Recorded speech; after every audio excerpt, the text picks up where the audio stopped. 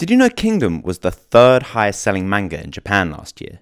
Third. It beat down some pretty heavy contenders to get there as well. I mean, look at this. It did better than Attack on Titan. It did better than Haikyuu. Hell, it sold more copies than My Hero. And that's saying something. So, if it's this popular and selling that many copies, how come no one's talking about it? And that really comes down to two problems.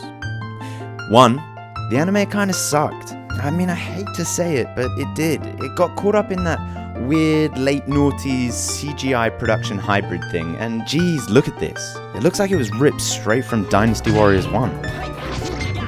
And point number two, without a good anime behind it, there's no real way to get a flavour of this bad boy without committing to a 600 plus chapter grind. And not everyone's got time for that. But that's where I come in. I'm Mac, and today I'm going to tell you the story of one of the greatest characters you've probably never heard of, and how he single-handedly changed the fate of the entire Kingdom Manga. This is the story of Lieutenant N. Now, before I dive straight into N's big moment, I need to set the scene for you a little bit. So let's dip back in time and head back to the BCs. Whoa, made it! Here we are, 250 years before JC himself touched down. You see, Kingdom's set in the Warring States period of China. In fact, China's not even China yet. It's split up into these 7 different states, and all they do is fight until the king of one of those states goes, "I'm gonna fight you all and make China!" Well, that might be a massive oversimplification of the plot, but for time's sake, you get the picture. Scene set? Good. So let me introduce you to our main character, Shin. You see, at this point in the story, he starts making his moves to become one of the greatest generals under the heavens, which is kind of the equivalent to his pirate king slash Hokage slash symbol of peace. I mean, it's our hero's long-term goal, if you will. Now, Shin, like every self-respecting protagonist, needs a good old sidekick. This is where we meet N. Now, N's not really one of those badass warriors with loads of wisdom to impart onto this budding hero.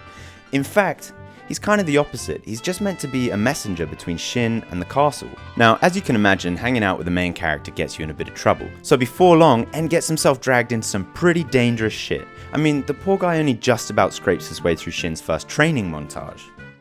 So Shin obviously gets stronger, but naturally, N does too. You see, he's more than just a messenger now.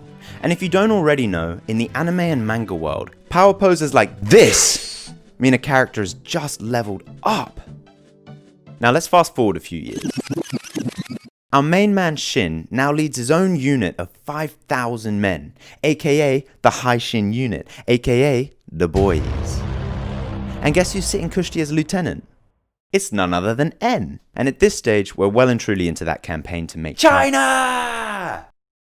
So the team's grown, and it's grown big. We've got these scary looking dudes on our side now, and we got these handsome snazzy looking fellas on horses, and we got this girl that does this crazy breathing dance thing which pretty much always results in everyone's head getting chopped off, which is awesome. But in this ocean of Super Saiyans, N doesn't really stack up like he used to. In fact, we start seeing less and less of him kicking ass on the battlefield, while everyone else is shining brighter than ever. And N starts to realize it himself.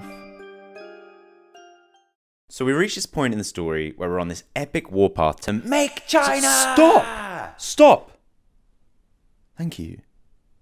So we reach this point in the story where we're on this epic warpath to make China, and the High Shin unit is ripping through everyone in their way, until we get to the Yellow River. So, we've got this big yellow river separating our army from their conquest across the rest of China, and there's only one spot that's shallow enough for the High Shin unit to cross. But as soon as the units waded out halfway, enemy arrows start firing down on them. It's the baddies on the other side of the river, and things, for a moment, start looking really bad. Cue our boy N and his super special secret mission. N's leading a small team of men to try and cross the river further downstream. The only catch is, they're going to have to pull themselves across rapids to get there. And not only that, they're going to have to climb up a cliff face and launch a surprise attack into the backs of the enemies to try and create an opening for Shin and the rest of the unit to get out of the river. Yikes. One of the other soldiers on N's team seems super confident, so he jumps in first. But swish! he gets ripped under right in front of everyone and drowns. Talk about a morale killer. But nevertheless, En steps up and jumps in. So here we've got En dragging himself across these rapids so that he can launch his surprise attack and save his men. He makes it halfway to the roughest point in the crossing, where the current is so strong that all he can do is hold on. And En starts seeing the river around him turning red. It's the blood of his allies upstream. They've still got the enemies shooting arrows down on them. And the self-doubt creeps in. If En drops off now, there's no way for the boys to get across, and this whole freaking campaign could end right here, aka no China. En starts recalling some of the doubt that the other soldiers have in him. He starts questioning whether he's the right person for this unit, whether he's capable of this mission, and ultimately, if he's worthy of being a lieutenant in this unit at all.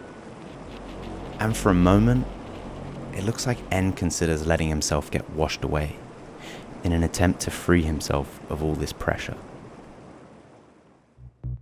Woo! Jeez! It's right here as the reader, palms sweaty, heart racing, you realize, damn, I am so invested in this character, in En. And I can't lie, this moment with him almost giving up all hope, it kind of blindsided me.